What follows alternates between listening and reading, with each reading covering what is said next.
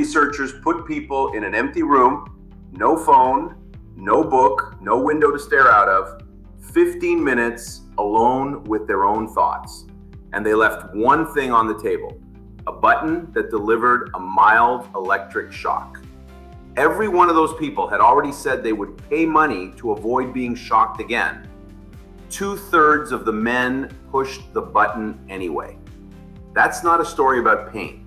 That's a story about what happens to a human being who has forgotten how to sit inside a moment that isn't entertaining them.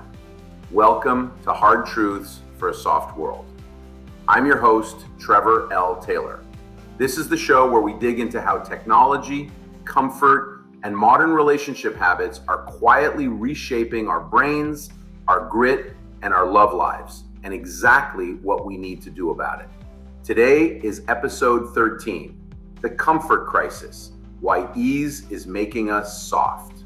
For 2 weeks, we've talked about what strain builds and how adaptation works. Today, we name the enemy directly, because the thing standing between you and the person you could become isn't hardship. It's the engineered 24-hour absence of it.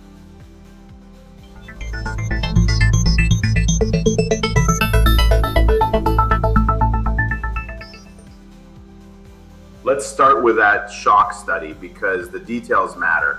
It was published in 2014 in the journal Science, led by the psychologist Timothy Wilson at the University of Virginia. 11 separate experiments, and the pattern held across every one. People did not enjoy being left alone with nothing to do but think for as little as 6 to 15 minutes. They'd rather do a mundane chore. They'd rather do almost anything. And in the version with the button, 67% of the men and 25% of the women chose to shock themselves rather than sit quietly with their own minds. Now sit with this. That study ran in 2014. Think about what has been installed in your pocket since. The algorithms got better. The feeds got faster. The gap between, I feel a flicker of boredom, and I have made that feeling go away, is now measured in less than a second. We did not just get more comfortable. We removed the waiting.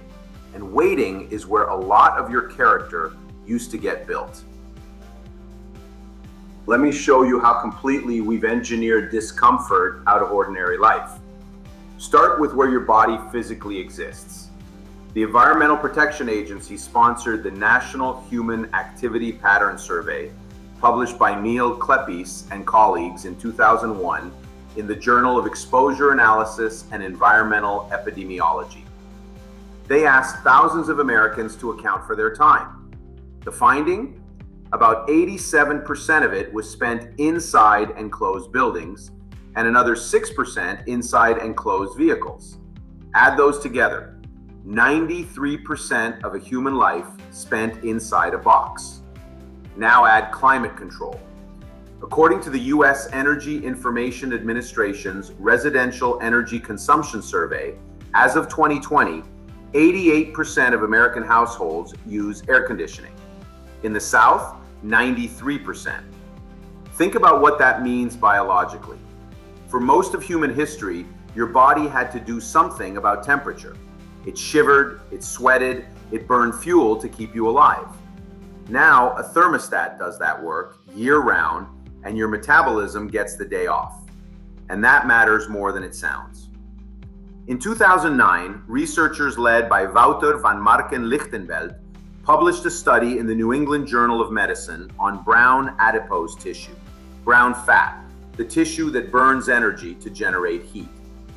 They put 24 healthy men in mild cold.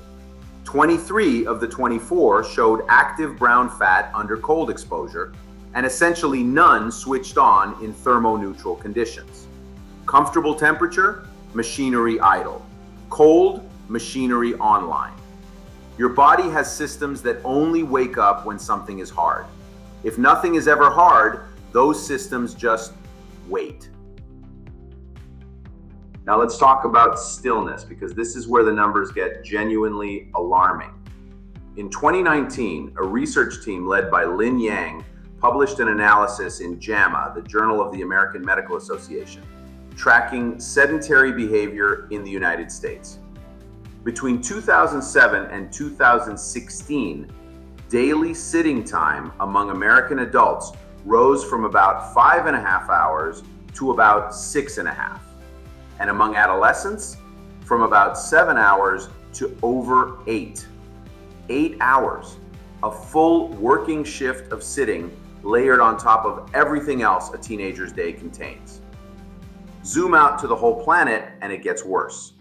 In June of 2024, the World Health Organization published new global estimates in the Lancet Global Health.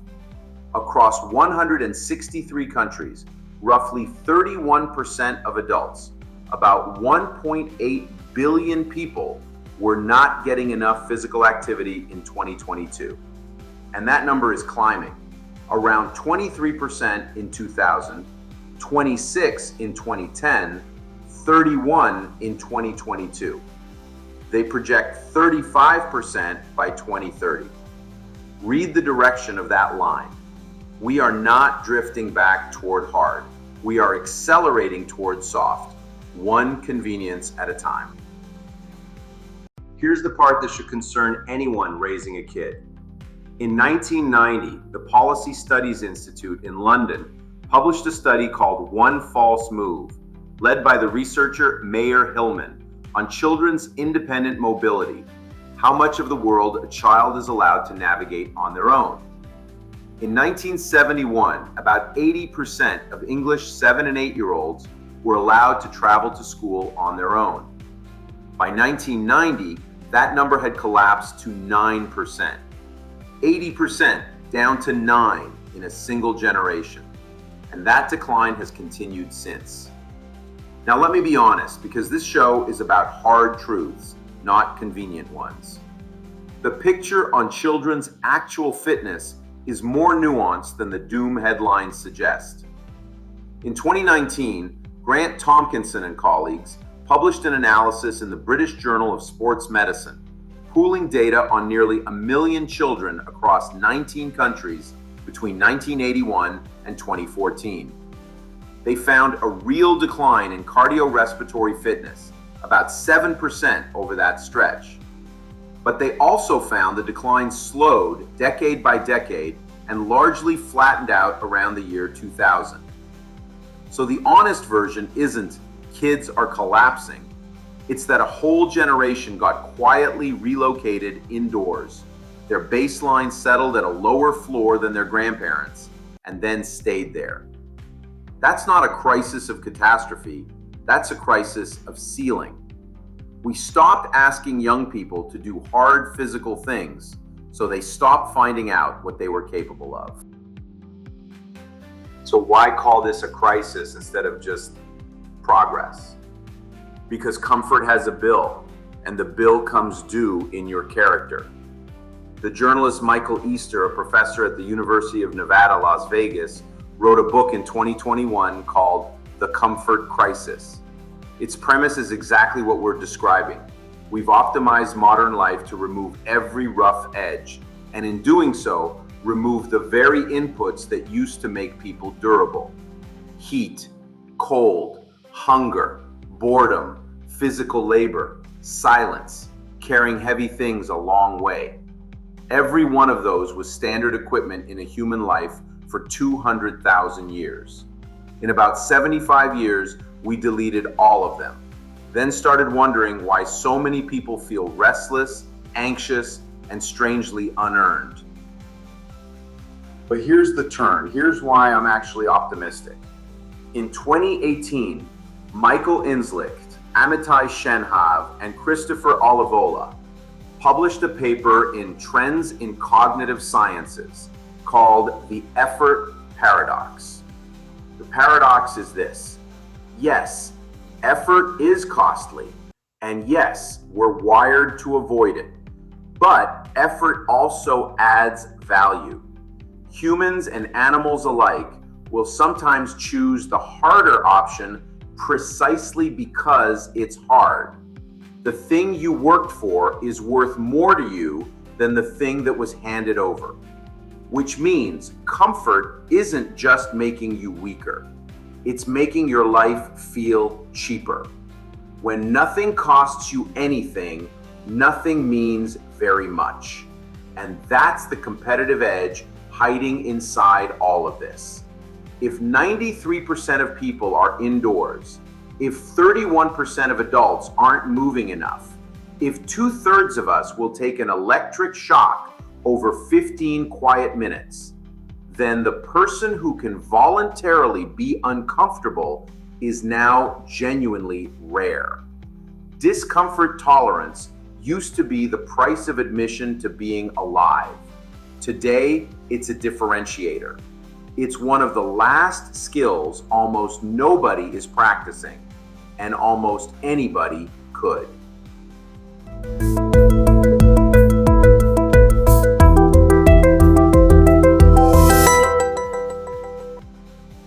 So here's your challenge this week. I call it the Comfort Audit. For the next 7 days, find 3 places where a machine, an app, or a habit is doing something for you that your body used to do, and take that job back. 1. Temperature. Turn the thermostat down a few degrees or finish your shower on cold for 30 seconds. Let your body do its own work. 2. Motion. Take the stairs, park at the far end, carry the groceries the long way. Choose the version that costs you something. 3. The hard one. Boredom. Once a day, sit for 10 minutes with no phone, no podcast, no screen. Not meditating, just there. If the urge to reach for your pocket feels almost physical, good. That's the muscle that's atrophied. Because the soft world is not going to stop offering you the easy chair. It will offer it 1,000 times today, free and pleasant and right there. You have to be the one who says no. Not because discomfort is noble, but because you've seen the numbers now and you know what a life with zero friction quietly does to a person.